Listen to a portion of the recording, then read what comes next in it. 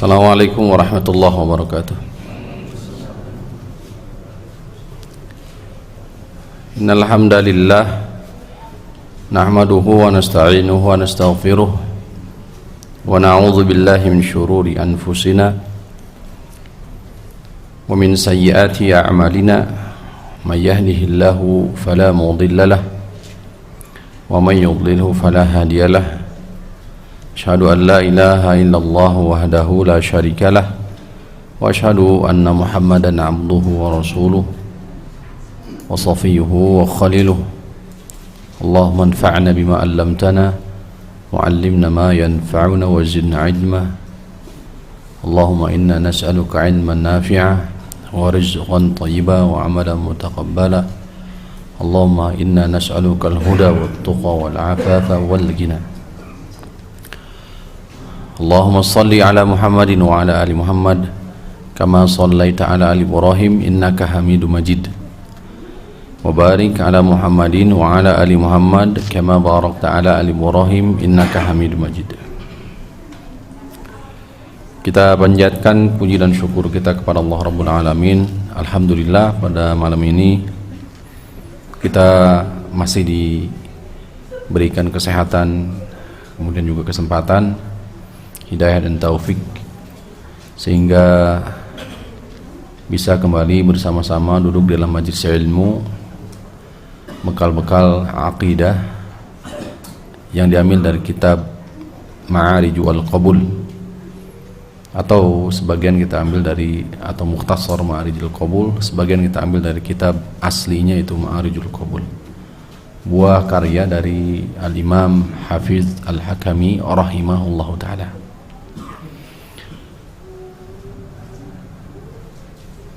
Salawat dan salam senantiasa kita limpahkan dan kita curahkan kepada Nabi kita tercinta, Nabi Muhammad sallallahu alaihi wa alihi wasallam. Hadirin rahimani wa rahimakumullah, telah disampaikan terkait makna dari ibadah secara harfiah, secara etimologi atau bahasa, di mana ibadah diambil dari kalimat abadun, yaitu hamba, yang memiliki makna al-mu'abbadu ay al-mudallalu, al-musakharu, tunduk, patuh, dikuasai. Maka dengan makna ini mencakup seluruh makhluk Allah Rabbul Alamin patuh dan tunduk kepada Allah Rabbul Alamin.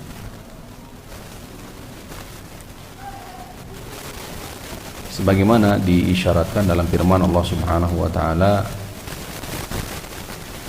bahwa kullu man fis samawati wal ardi illa atiyar rahmani abda, bahwa semua penghuni langit dan bumi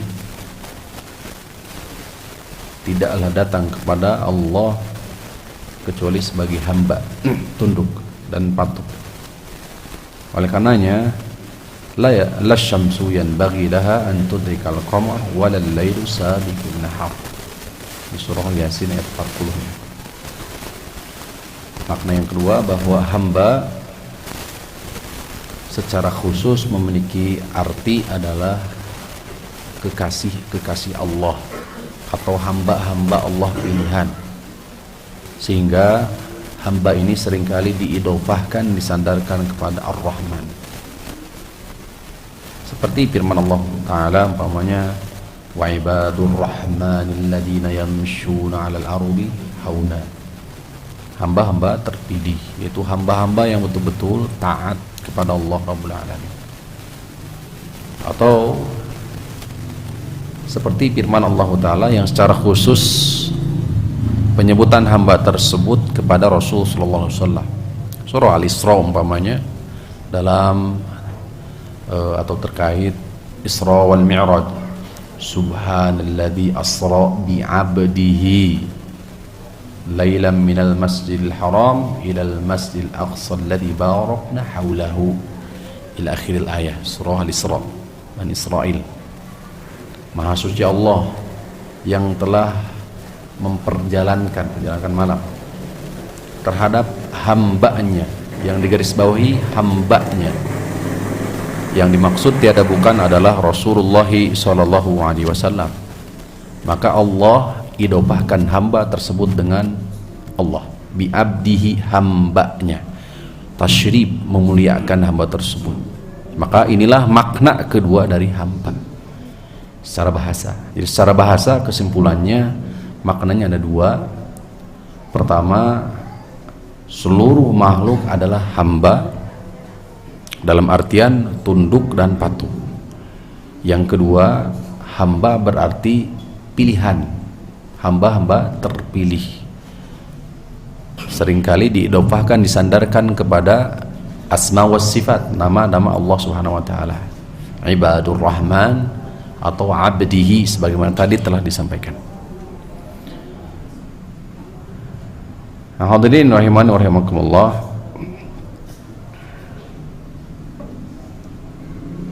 hamba-hamba Allah yang terpilih, kaum mukminin, alladzina afradu bi ilahiyatihi wa rububiyyatihi, di mana mereka betul-betul mentauhidkan Allah dalam uluhiyah dan rububiyah,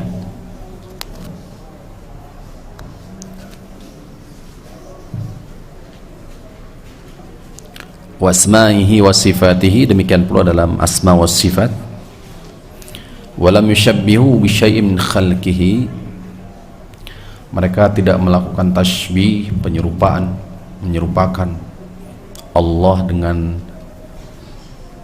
apapun selainnya dari makhluknya. Walam yusawwu syai'an min khalqihi, tidak juga menjadikannya Allah Rabbul Alamin sebagai tandingan dengan makhluknya. Ulaika alladzina tudha'afu lahumul hasanatu bi asyri amsalihah, maka mereka itu adalah hamba-hamba yang Allah istimewakan dengan kebaikan-kebaikan yang mereka tunaikan dilipat gandakan.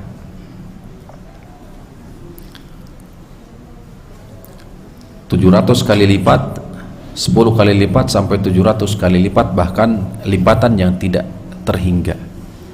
Sebagai isyarahnya surah Al-An'am ayat 160. Man jaa bil hasanati falahu asyru amsalihha. Siapa yang datang membawa kebaikan, satu kebaikan, maka baginya adalah 10 kali lipat atau 10 yang semisal dengannya.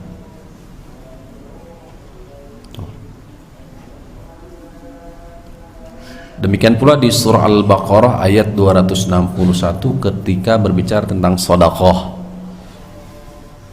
Mathalul ladzina yunfiquna amwalahum fi sabilillah kamathali habbatin.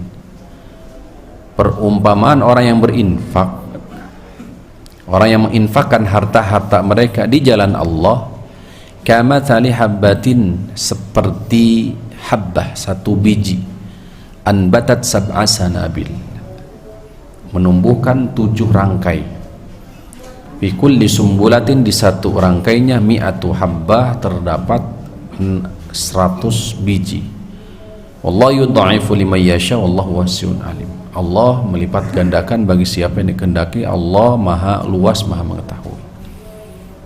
Demikian pula surah Al-Baqarah 245. Man dzalladzi yuqridullaha qardan hasana fayudha'ifahu lahu ad'afan katsira wallahu yaqbidu wa yabsutu wa ilaihi turja'un. Ini ayat-ayat ini yang menggambarkan tentang amal soleh yang dibingkai di atas tauhid, Bapak-bapak, Ibu-ibu. Di pertemuan terakhir kita berikan contoh amal soleh yang dibingkai di atas kesyirikan, bukan dibingkai di atas tauhid. Maka perumpamaan mereka karomadin ishtaddat bihir rihu fi yawmin asif la yaqdiruna mimma kasabu ala syai', di surah Ibrahim ayat 18. Seperti romad atau seperti apa, padang pasir, seperti pasir, ishtaddat bihir rih, yang ditiup oleh angin yang sangat kencang ya, di musim kemarau. La yaqdiruna mimma kasabu ala syai'. Mereka tidak menerima apapun dari hasil kasab usaha mereka. Jadi apabila amal soleh tidak dibingkai di atas tauhid, maka perumpamaan seperti halnya padang pasir, seperti pasir tersebut. Atau kamathali safwanin alaihi turabun fa asabahu wabilun fatarakahu salda. Atau seperti debu atau seperti pasir di atas batu, kemudian fa asabahu wabilun, kemudian terkena tiupan angin, fatarakahu salda, maka tidak tersisa lagi debu atau pasir tersebut di atas batu tersebut. Maka itulah contoh amalan seorang hamba yang tidak dibingkai di atas apa? Tauhid. Atau au kazulumatin, atau kasarabin biqiatin yahsabu zam'anu ma, seperti fata morgana yang dilihat oleh siapa? Orang-orang yang kehausan. Sedangkan orang yang dibingkai, seorang kaum mukmin, amal soleh yang dibingkai di atas tauhid, maka perumpamaannya seperti tadi. Inilah bedanya. Satu kebaikan itu akan berlipat ganda menjadi 10 sampai 700 kali lipat, bahkan lipatan-lipatan yang terhingga. Dalam infak sampai berapa? 700 kali lipat. Nah, inilah gambaran amal soleh jika dibingkai di atas dasar keimanan tauhid. Berbeda apabila justru didasari oleh kesyirikan. Nah, semoga bisa dipahami poin perbedaannya. Ya. Dari sini jelas bahwa penting bagi kita pertama memahami hakikat pertama tauhid dan kesyirikan. Konsep tauhid dan kesyirikan wajib bagi kita untuk paham. Karena jika kita tidak memahami perbedaan konsep dua hal ini, tauhid dan kesyirikan, maka besar kemungkinan kita akan terjerumus kepada kesyirikan. Man lam ya'rifi syarra yaqa'u fihi. Araftu syarra la li syarri. Kita mengetahui keburukan itu bukan maknanya agar kita melakukan keburukan tersebut, enggak, tapi mengetahui keburukan itu agar kita terhindar, terjaga dari keburukan tersebut. Wa man lam ya'rifi syarra yaqa'u fihi. Siapa yang tidak tahu keburukan, maka pasti dia akan terjerumus dalam perkara tersebut. Sehingga sekali lagi wajib bagi kita betul-betul memahami prinsip terutama berkaitan dengan tauhid dan syirik. Selanjutnya,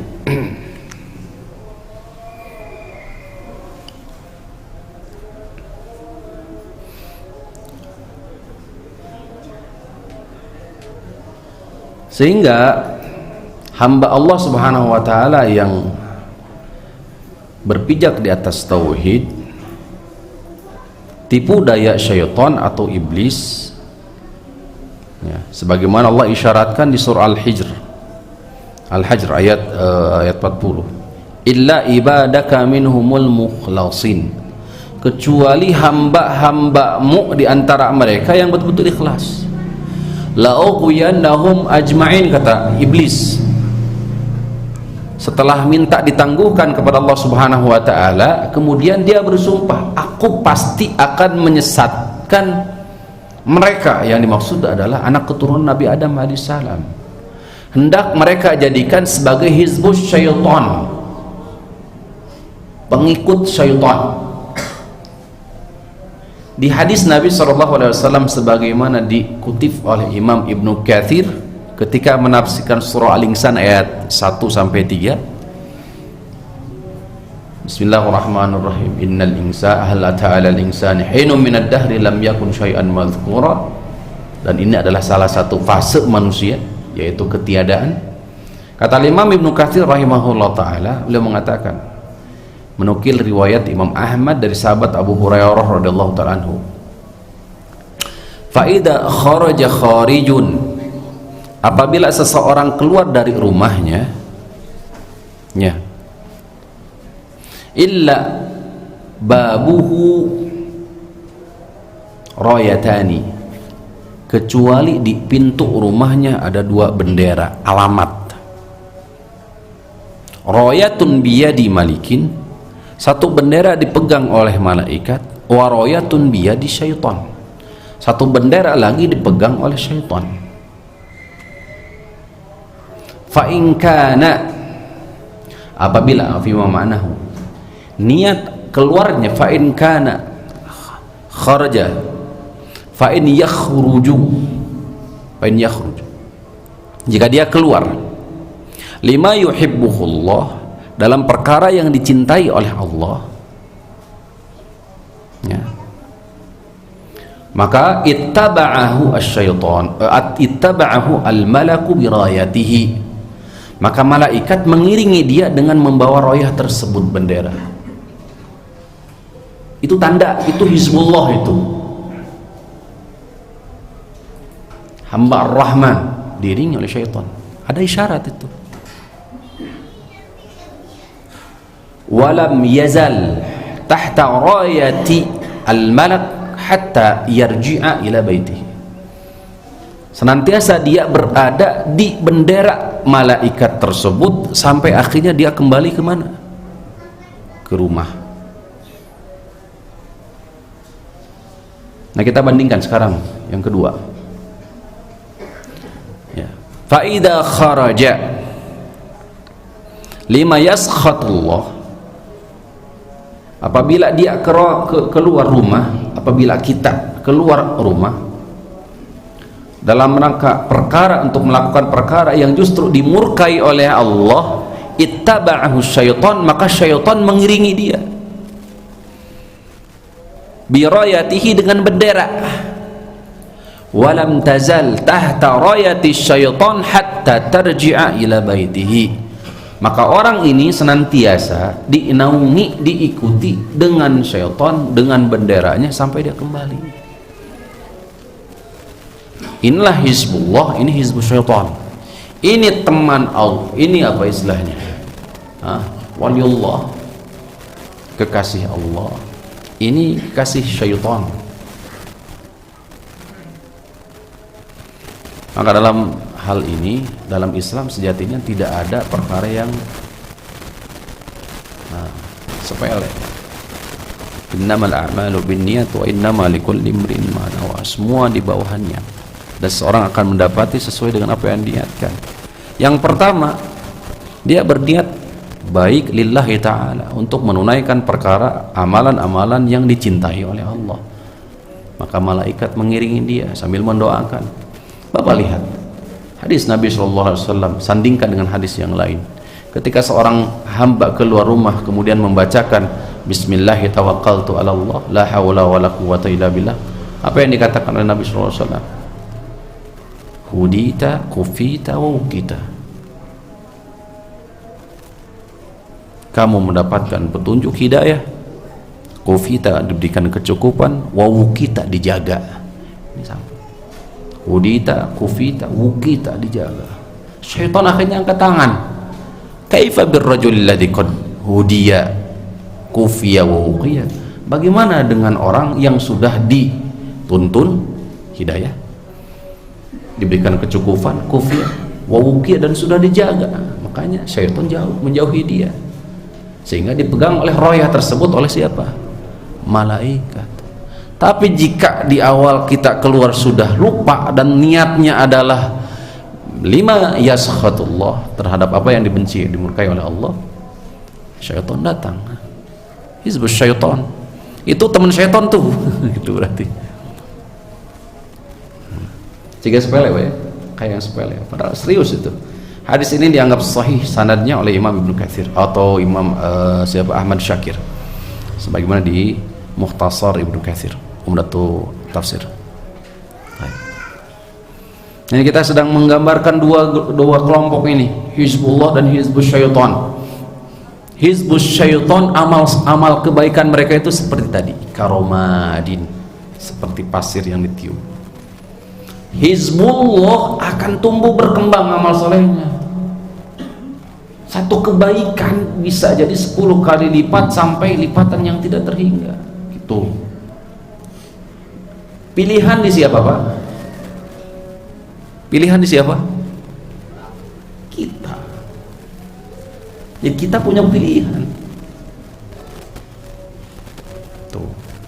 Walaupun sejatinya Allah sudah menetapkan 50.000 tahun sebelum menciptakannya langit dan bumi. Nah. Wa may yatawallallaha wa rasulahu walladzina amanu fa inna hizballahi humul ghalibun. Siapapun orang yang yatawalla, mencintai Allah, Rasulnya, mencintai juga orang yang beriman, maka sesungguhnya hizballah, hizbullah, ya, golongan Allah, mereka itulah orang-orang yang menang. Mala Allahu qulubahum binurin, Allah Subhanahu wa taala penuhi hatinya dengan cahaya. Di ayat yang lain, wa man lam yaj'alillahu nura falaysa lahu nur.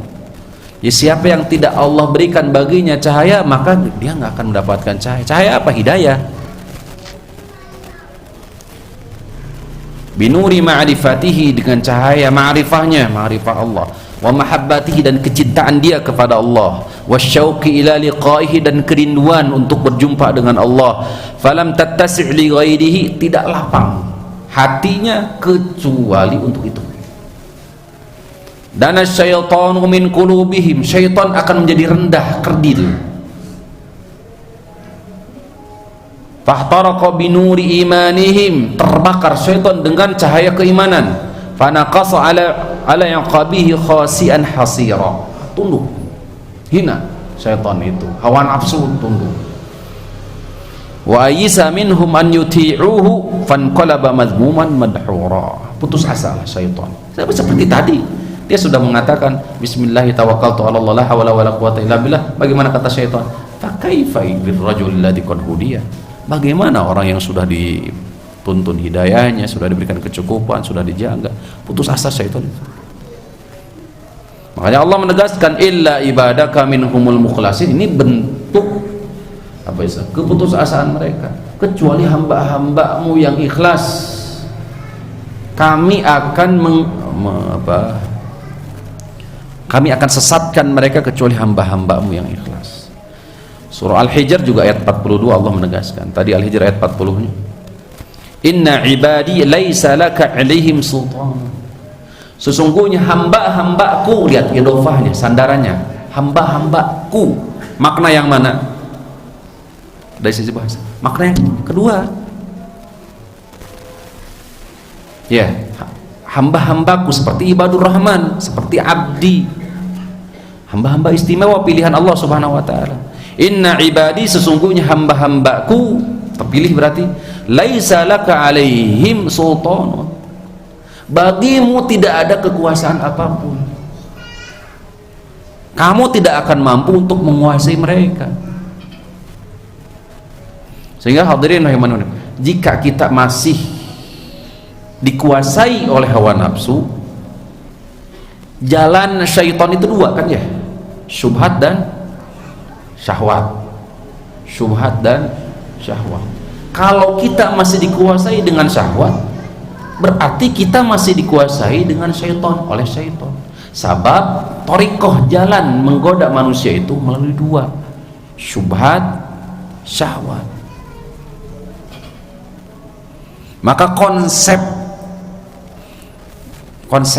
hidup seorang muslim itu harus betul-betul berpijak di atas dua konsep, yaitu zuhud dan waro. Zuhud dan waro. Apa zuhud? Kata Syekhul Islam Ibnu Taimiyah, meninggalkan hal atau perkara yang tidak mendatangkan manfaat untuk akhirat. Apa waro? Meninggalkan perkara al-kaffu wal inqibad, markatkeun, menjaga hal-hal yang tidak, menjauhkan diri dari hal-hal yang membahayakan akhirat. Jadi konsep hidup seorang muslim itu ya akhirat ujungnya melalui dua, zuhud dan waro. Faktanya nggak demikian, Pak. Kalau kita justru prinsip hidup kita itu materi, sehingga dikatakan orang itu sukses apabila itu. Makanya ini yang harus kita benahi, karena ini adalah jurang pembeda antara kita sebagai muslim dengan mereka. Yang kita maksudkan mereka orang-orang kapitalis ya, orang-orang yang memang tujuannya memang dunia. Kalau kita kan jelas tujuannya memang sepakat jelas, tapi dalam proses kadang kumaha ya berkali-kali dunia ini hadiratun hulwatun, manis dan hijau. Tapi seperti ini, kajian seperti ini saling mengingatkan, itu harus dijadikan sebagai apa? Sarapan untuk hati kita, untuk jiwa kita, untuk terus mengingat. Kalau nggak ada majelis ilmu seperti ini, maka bagaimana akan membuat hati kita itu semakin jauh dari tujuan murni kita. Ya sekali lagi, dua prinsip ini harus dijadikan sebagai prinsip hidup sebenarnya. Apa yang mendatangkan manfaat untuk yang tidak mendatangkan manfaat untuk akhirat kita tinggalkan, itu zuhud. Apa yang mendatangkan bahaya untuk kita, maka bagaimana kita hindari, jauhi. Nah itu waro berarti. Jadi kebaikan dan keburukan itu konteksnya adalah akhirat. Ya, kalau kita justru dunia sekali lagi, sehingga kesuksesan itu pandangannya adalah dunia. Ini sekali lagi harus kita perbaiki. Idealnya Pak ya, kita ngomong idealnya tuh, acuannya memang ke sana gitu. Tuh.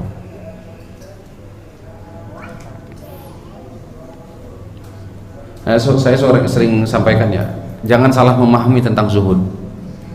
Zuhud bukan berarti miskin kan ya, enggak, sekali lagi. Karena para anbiya, para nabi banyak yang kaya, para sahabat banyak yang kaya. Berani nggak bilang tidak zuhud mereka? Jangan.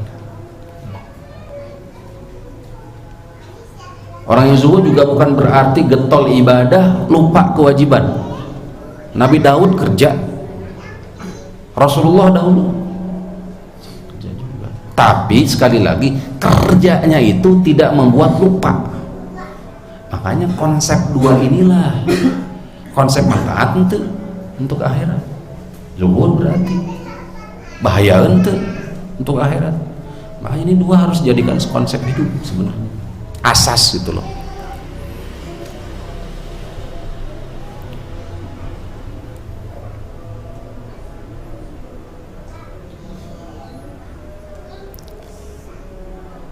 Fahafidhullaha fahafidhahum.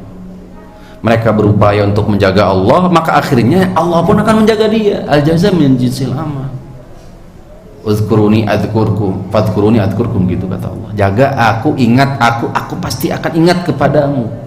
Ihfadillah yahfazka, jaga Allah, pasti Allah akan menjaga. Allah sejatinya nggak butuh kita sejatinya, maknanya luas ya. Ada paparannya di Ibnu Rajab Al-Hanbali dalam kitab Jami' Ulum wal Hikam dalam hal ini. Hak-hak Allah itu yang harus kita jaga. Apa? Ya ibadah berarti. Itu yang paling pokok. Wa sadaqu ma'ahadullahu alaihi ahadullaha alaihi. Mereka jujur sesuai dengan apa yang mereka janjikan terhadap Allah. Alastu bi rabbikum qalu bala syahidna. Dahulu kita sudah berjanji, bukankah aku adalah Tuhanmu? Kita semua berikrar. Bala syahidna, benar, tentu kami bersaksi. Falam yankuthu aymanahum, mereka tidak istilahnya apa ya, sulaya terhadap janji, ingkar terhadap janji. Ta'arrafu ilallahi firraha, mereka dekat dengan Allah, mengenali Allah dalam kondisi kesulitan mereka. Ada apa dalam kelapangan mereka. Bil ibadati, mereka buktikan dengan ibadah. Fa'arafahum fi syiddati bil paraji, maka Allah subhanahu wa ta'ala kenali mereka itu dalam kesempitan mereka berupa kelapangan, kemudahan, dibukakan pintu segala kesusahan, kesulitan mereka. Saddaqu rasulahu wa amanu bi kitabihi, mereka imani, benarkan para rasulnya, mereka mengimani kitabnya, wanqadu li amrihi, menunaikan perintahnya, wankaffu amma nuhiya anhu, menahan diri dari apa yang dilarang oleh Allah. Thumma tajarradu li nusrati dinihi, kemudian juga betul-betul fokus untuk menolong agamanya. Wajahadu bi amwalihim wa anfusihim, mereka betul-betul sungguh-sungguh berjihad dengan harta, dengan jiwa di jalan Allah. Wa dakhalan nasu bidzalika fi dinillah afwaja taw'a wa karha, maka manusia pun banyak masuk. Wa qadu ilal jannati bis salasil, mereka diikat dengan apa? Dengan salasil. Salah satu rantai, silsilah, ya, semua akhirnya apa? Dituntun masuk surga bebarengan. Nasarullaha fa nasaruhum, sebab mereka menolong Allah maka Allah tolong mereka. Mereka bersyukur, mensyukuri Allah, maka Allah pun bersyukur kepada mereka. Wa dzakaruhu fa dzakaruhum, mereka ingat kepada Allah, tidak melupakannya, maka Allah pun kelak di hari kiamat Allah mengingat mereka. Arrafu ma khuliqu lahu fa'aqbalu alaihi, mereka betul-betul sadar, tahu diri bahwa tujuan utama, hikmah balighah penciptaan mereka adalah ibadah. Wa ra'au ma siwahu mimma la yu'nihim falam yaltafitu ilaihi, mereka juga memandang selain darinya itu dianggap tidak bermanfaat, sampai itu dan lain sebagainya. Masya Allah, inilah tanda-tanda hamba-hamba Allah, ya, Hizbullah yang tadi kita katakan, hamba-hamba Allah terpilih. Baik, sekarang kita masuk ke definisi ibadah secara istilah. Kita masuk di definisi ibadah secara istilah.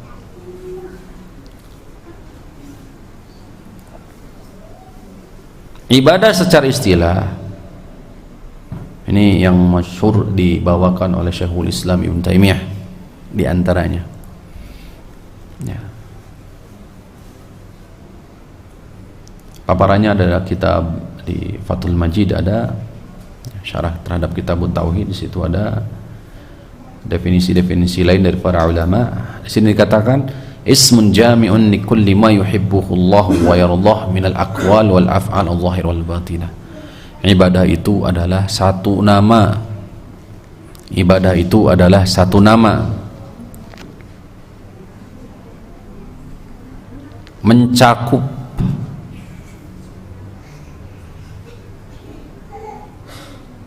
seluruh perkataan dan perbuatan. Seluruh perkataan dan perbuatan, nampak atau sembunyi, tersembunyi.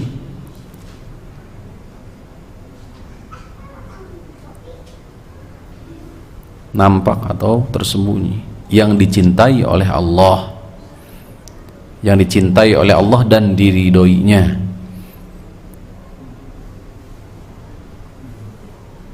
Satu nama mencakup seluruh perkataan, perbuatan, nampak atau tersembunyi, yang dicintai dan diridhoi oleh Allah.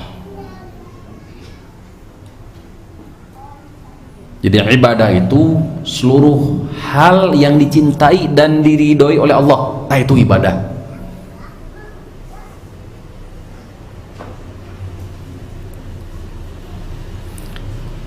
Pendekatannya bisa berupa apa? Perintah dan larangan. Perintah dan larangan.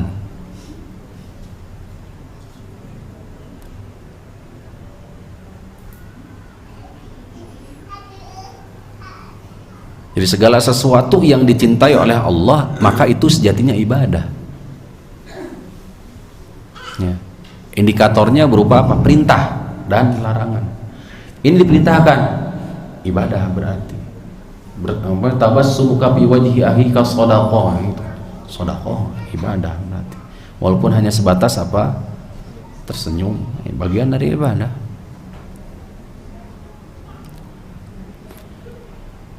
Kita masuk di paparannya.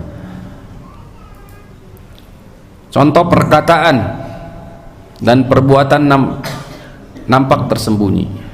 Perkataan yang nampak, perkataan dan perbuatan yang nampak. Contohnya katalaffudzi bisyahadatain, seperti talaffuz dua kalimat syahadat, mengucapkan dua kalimat syahadat.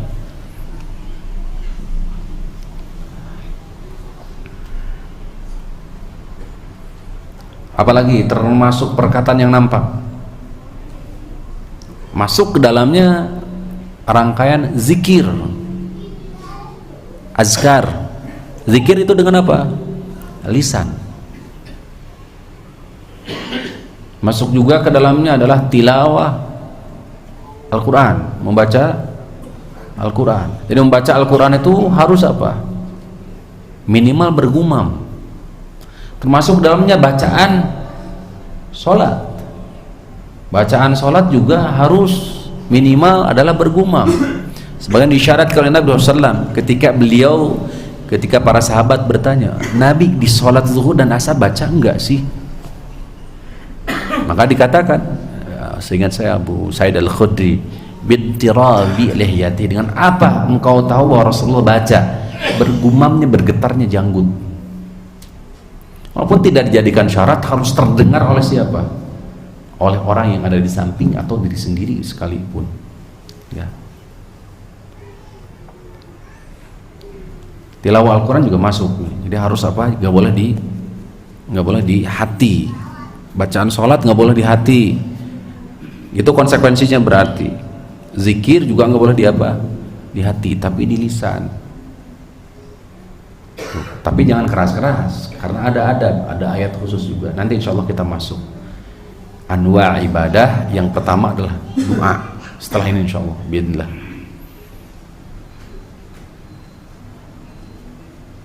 Ya qamis shalah, amal perbuatan adalah apa? Contohnya menunaikan sholat. Bahkan termasuk iqamus shalah adalah afdalul ibadah, seutama-utamanya ibadah berupa apa? Perbuatan. Seutama-utamanya ibadah yang sifatnya perbuatan adalah apa? Sholat. Ada berdirinya, ada rukunya, ada sujudnya, ada duduknya.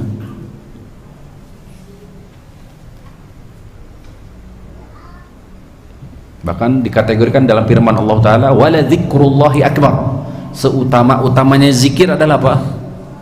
Sholat.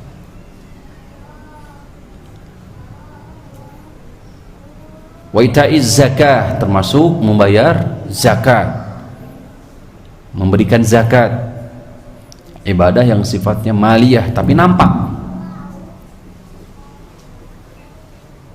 Sehingga zakat yang hukumnya wajib itu termasuk zakat yang harus termasuk apa? Ibadah yang harus ditampakkan, bukan disembunyikan zakatnya.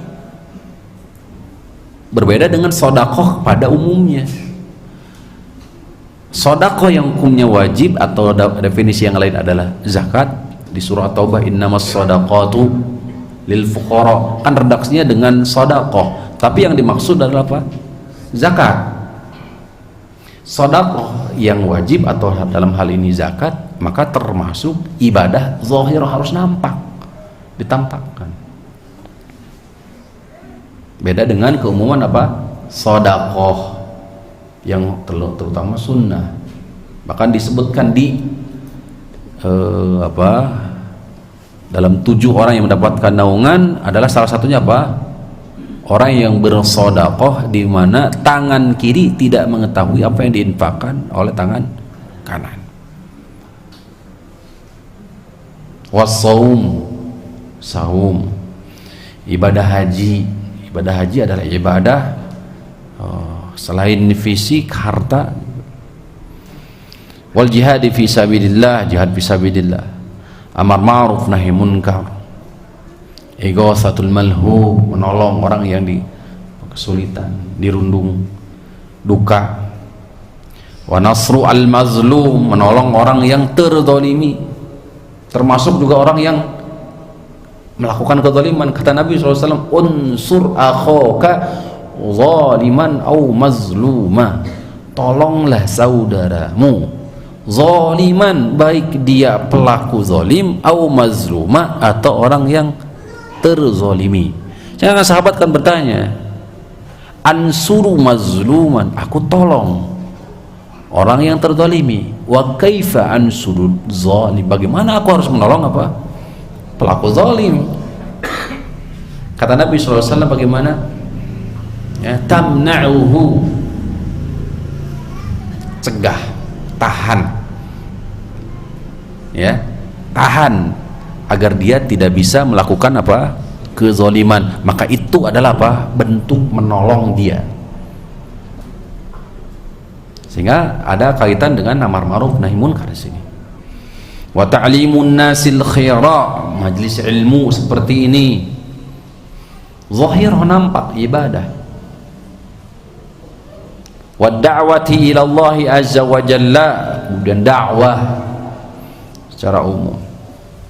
Ini contoh ibadah yang sifatnya zahirah, perkataan perbuatan nampak. Sekarang perkataan perbuatan tersembunyi, contohnya kal imani billah, beriman kepada Allah, wa malaikatihi wa kutubihi wa rusulihi wal yaumil akhiri, rukun iman secara keseluruhan, ya. Jadi iman secara atau ibadah secara batin, rukun iman secara keseluruhan. Wa khasyatillahi wa khaufihi, khasyah dan khauf, rasa takut kepada Allah.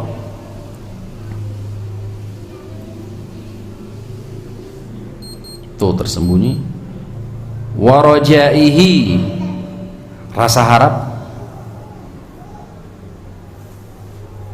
raja.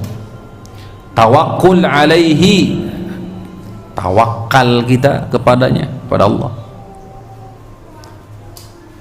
Warragbatu warrahbatu,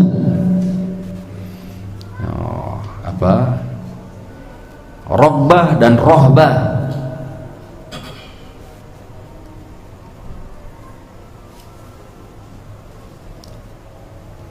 Wal isti'anah, memohon pertolongan, cinta, mahabbah. Wal bughdu fillah, membenci karena Allah, loyalitas karena Allah, kemudian memusuhi juga karena Allah, dan lain sebagainya. Ini contoh ibadah yang sifatnya batinah, tersembunyi.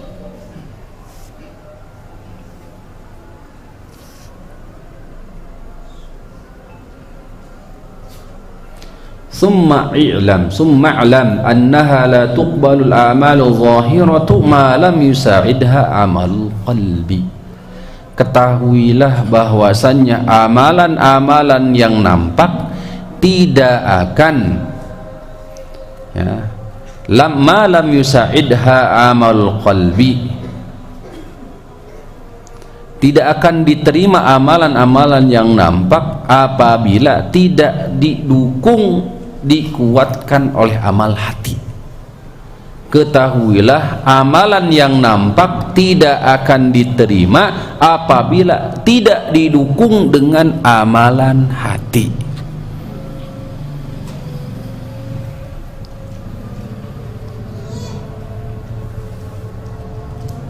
Wa manatul ibadati hiya ghayatul hubbi ma ghayatul zulli.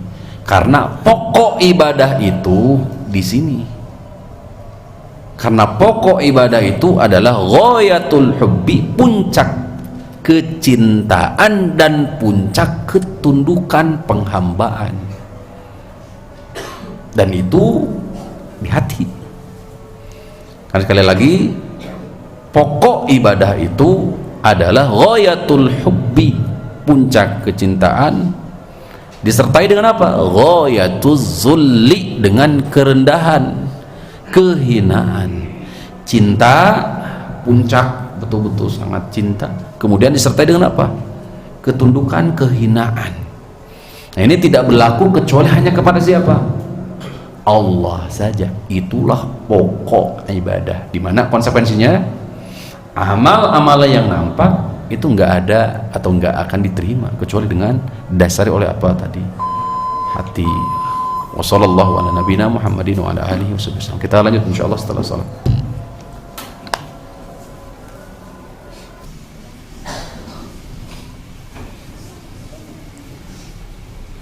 Bismillah. Alhamdulillah wassalatu wassalamu ala Rasulillah wa ala alihi wa sahbihi wa man ihtadahu bihuda amma ba'd. Thumma alam annahu la tukmalul a'malu adh-dhahiratu ma lam yusa'idha 'amalul qalbi. Kemudian ketahuilah bahwasannya tidak akan pernah amalan yang nampak diterima malam selama tidak didukung dengan amalan hati. Karena pokok ibadah di atas ghayatul hubbi ma'a ghayatul zulli. Puncak kecintaan disertai dengan puncak kehinaan, ketundukan, kepatuhan. Dan ini tidak berlaku kecuali hanya kepada Allah Rabbul Alamin. Wala tanfa'u ibadatun biwahidin min hadaini dunal akhari. Ibadah tidak akan bermanfaat hanya dengan satu saja dari dua. Ibadah tidak akan bermanfaat biwahidin dengan satu tanpa keduanya atau tanpa yang lainnya. Maksudnya apa? Cinta saja itu nggak cukup, harus disertai dengan ketundukan. Ketundukan saja tanpa disertai dengan kecintaan itu pun nggak bermanfaat. Walidha qala man qala minas salaf. Oleh karenanya berkata para ulama salaf, man 'abadallaha bil hubbi wahdahu fahuwa zindiq. Man 'abadallaha bil hubbi wahdahu fahuwa zindiq. Orang yang beribadah hanya dengan cinta saja maka itu zindiq. Orang yang beribadah kepada Allah bil hubbi wahdahu, dengan kecintaan saja, bahwa zindiq, maka dia adalah zindiq. Zindiq secara harfiah, secara bahasa itu adalah penyakit, penyakit atau kotoran, itu secara harfiah bahasa. Adapun secara istilah di Kamus Besar Bahasa Indonesia, itu zindik itu istilah khusus untuk murtad. Murtad itu orang yang keluar dari agama atau murtad. Itu di Kamus Besar Bahasa Indonesia kita, zindik.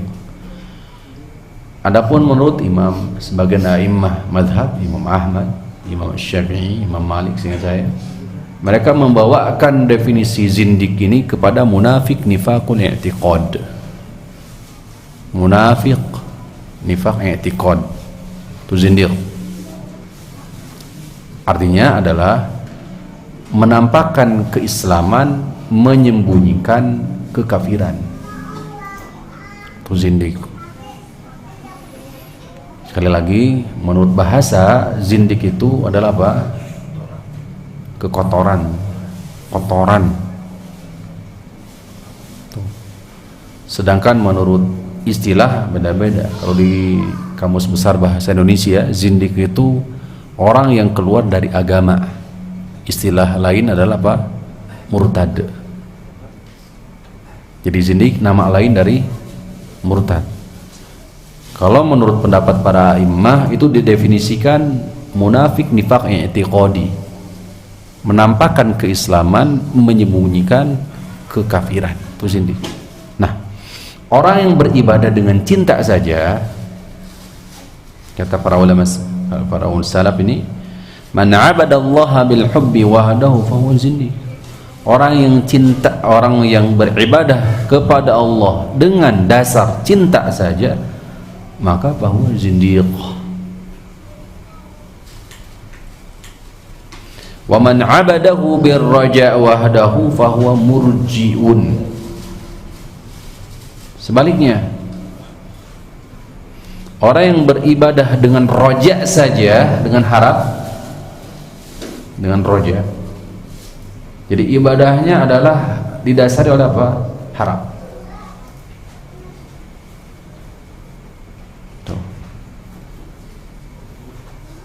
maka fahuwa murjiun, maka mereka masuk ke dalam kategori murjiun, penganut madhab murjiah, irja.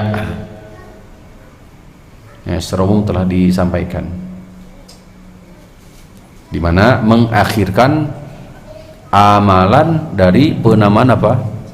Iman, atau definisi yang lain, terlalu mengedepankan roja, harap gede, cinta dan khaufnya diakhirkan, itu roja, irja. Jadi orang yang beribadah dengan besar harapannya kepada Allah, sedangkan rasa takutnya dan rasa cintanya dikebelakangkan, maka itu murjiun istilahnya, namanya. Wa man abada bil khaufi wahdahu haruriyun, dan siapa yang beribadah kepada Allah dengan dasar khauf, takut saja.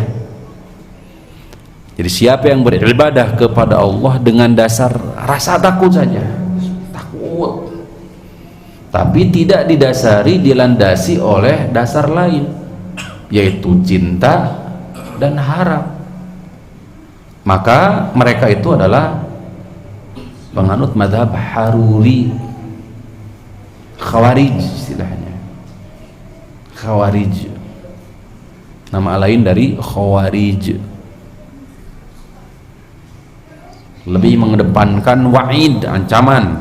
Nah, ini juga di pembahasan sebelumnya ada al-wa'du wal wa'id, ancaman dan motivasi. Wa man abada bil hubbi, yang ketiga, yang keempat berarti ya. Wa man abada bil hubbi wal khaufi war raja fahuwa mu'minun muwahhidun. Dan siapa yang beribadah kepada Allah atas dasar mahabbah, khauf dan roja, sekali lagi, dan siapa yang beribadah kepada Allah atas dasar roja, mahabbah, khauf dan roja, fahuwa mu'minun muwahhidun, maka dinamakan siapa? Mu'min muwahhid. Mu'min muwahhid.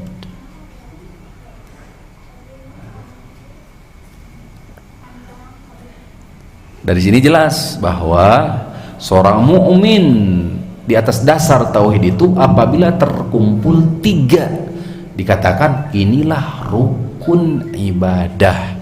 Rukun ibadah itu tiga: mahabbah, cinta, harus ada cinta.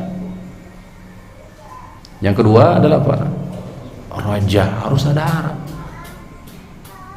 Yang ketiga khauf. Bagaimana pelaksananya dalam ibadah sholat umpamanya? Sholat kita harus didasari oleh apa? Cinta. Cinta kepada siapa?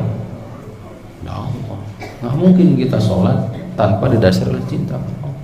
Yang kedua, harus juga disertai sholat kita itu dengan apa?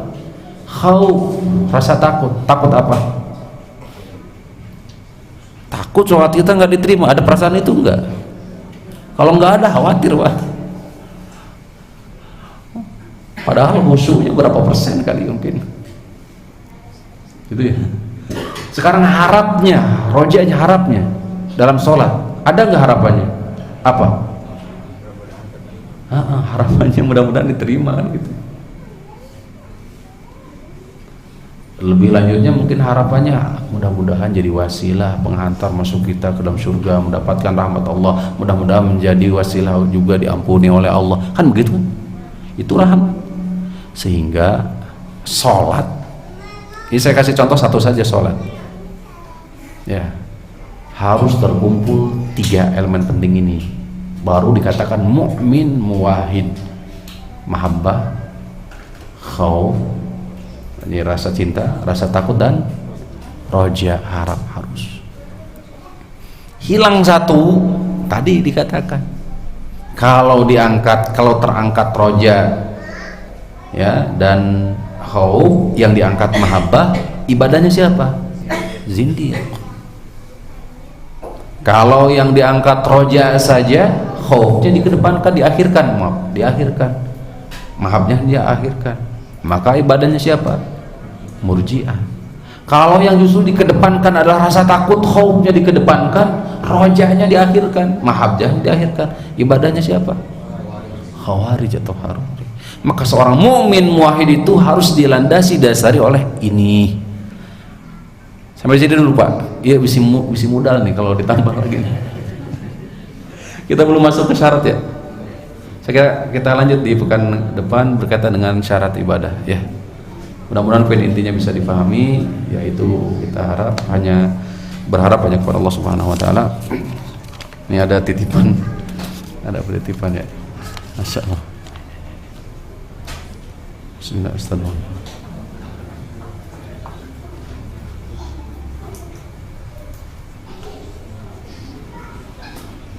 Bismillah, Ustaz, mohon nasihatnya untuk anak yang sedang merasa sedih gelisah, takut dengan sebab yang tidak jelas.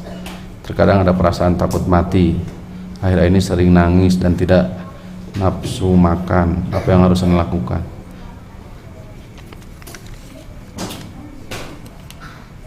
Mengkhawatirkan apa ya?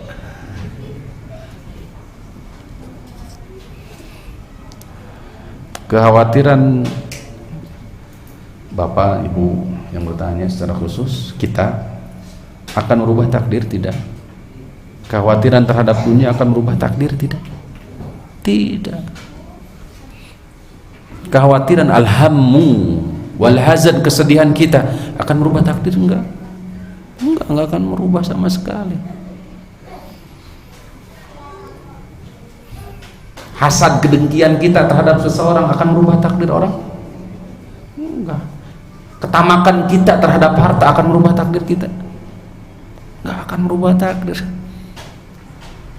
Justru itu akan mendatangkan penyakit baru. Hasad akan mendatangkan penyakit baru, di mana kebaikan-kebaikan kita akan terkikis. Kekhawatiran yang berlebihan ini juga akan mendatangkan penyakit baru. Itu apa? Sejatinya ini belum kebahas ibu-ibu, masya Allah ya, bapak-bapak. Al-qunut min rahmatillah, putus asa dari rahmat Allah. Dosa itu dosa gede. La taqnatu min rahmatillah, la tayasu min rauhillah.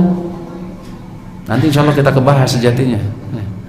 Tadinya mau sekarang ini, tapi khawatir ini. Tapi poin intinya dapat tersinggung. Jangan putus asa dari rahmat Allah. Nah, ini juga sama, beribadah seperti itu.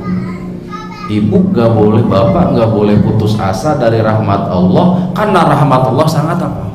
Luas banget.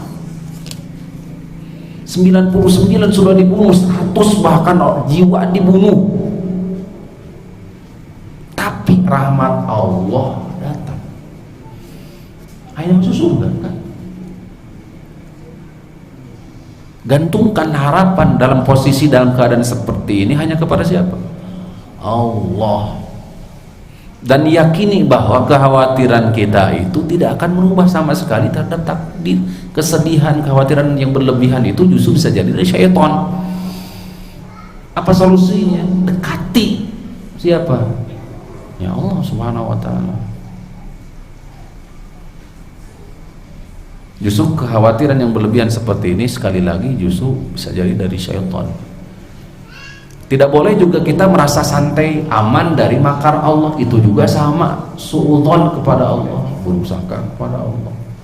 Tadi bisa jadi tadi sama juga, buruk sangka kepada Allah Subhanahu wa ta'ala. Jadi kalau kita gelisah, takut berlebihan, khawatir nanti. Khawatir apa? Kita buruk sangka kepada Allah Subhanahu wa ta'ala. Jangan. Gitu.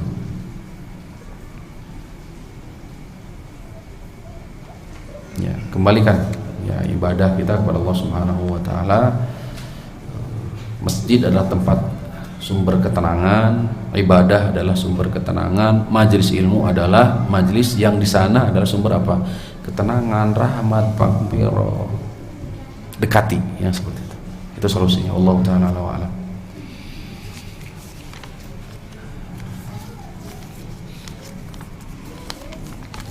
Dan seorang muslim itu ya Tidak ada yang menimpa seorang muslim hammin hazan gitu ya, kesedihan, kekhawatiran yang berlebihan, kecuali itu akan sebagai apa? Kifarat terhadap dosa. Banyak ingat kepada Allah Subhanahu wa taala. Itu kifarat terhadap dosa. Izin bertanya Ustaz, bagaimana cara membuat seseorang agar berhenti merokok? Itu dibaca dulu lah. Ini spontan ya, anak baca tinggi. Karena kau baca ya, ya. Nah. Padahal beliau juga tahu merokok itu haram, tapi masih saja dilakukan. Saya gak ada maksud ya, cuma baca. Tanggung jawab yang menulis. Gini Pak, Masya Allah ya. Saya sampaikan dari sisi ini logis saja ya, logis. Walaupun nanti disertai dengan dalil juga. Gini.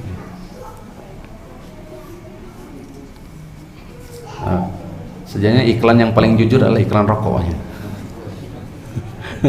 Katanya ya. Tidak ada iklan yang paling jujur dengan sejujur-jujurnya kecuali iklan rokok. Karena rokok membunuhmu. Bener? Iya. Sudah itu jawabannya tuh.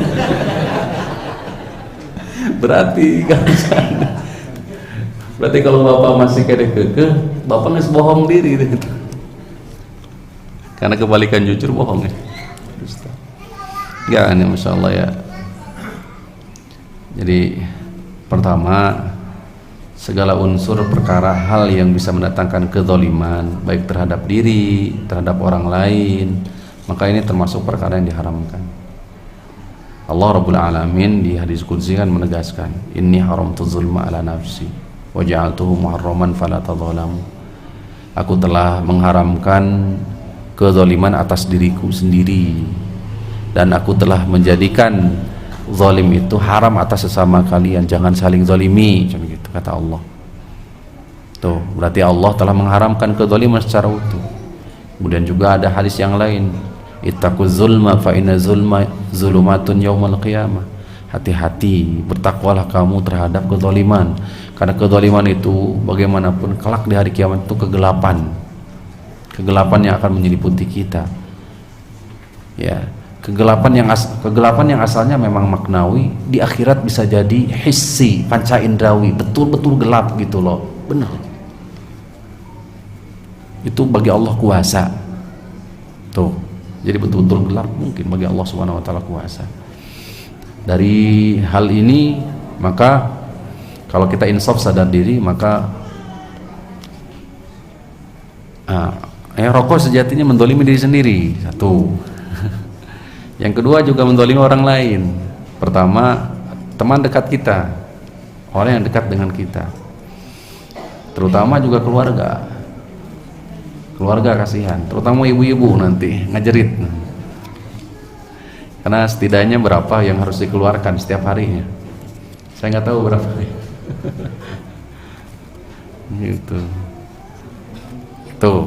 Jadi menzalimi apa? Menzalimi diri sendiri, menzalimi teman yang dekat, menzalimi juga harta juga.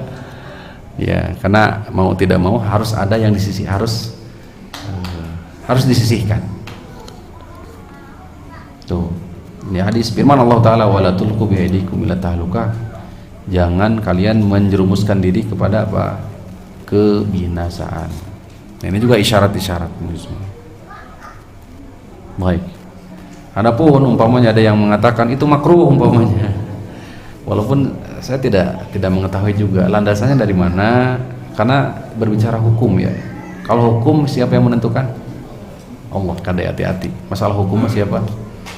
Allah yang menentukan. Tuh. Lantas kalau makruh umpamanya,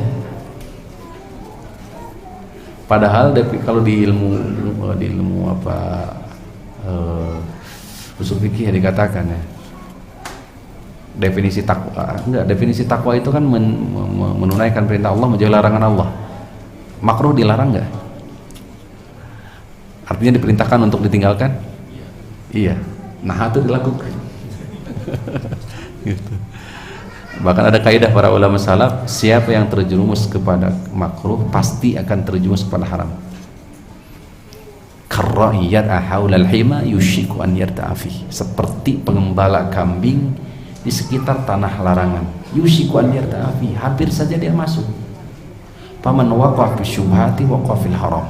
Kalau itu seandainya makruh, pastilah dia masuk ke dalam haram. Itu isyarat-isyarat yang disampaikan oleh Nabi SAW. Ya, jadi sekali lagi hadirin rahimakumullah, saya tidak berbicara secara khusus, ya, terpaksa juga saya menyampaikan gitu. Tapi mudah-mudahan ini menjadi manfaat. Ya, untuk masalah taufik itu tentu siapa yang berperan? Allah Subhanahu wa taala. Minta saja pertolongan kepada Allah Subhanahu wa taala. Aqulu qawli hadza wa astaghfirullah li wa lakum wa lisa'iril muslimin. Subhanakallahumma rabbana wa bihamdika asyhadu an la ilaha illa anta astaghfiruka wa atubu ilaik. Assalamualaikum warahmatullahi wabarakatuh.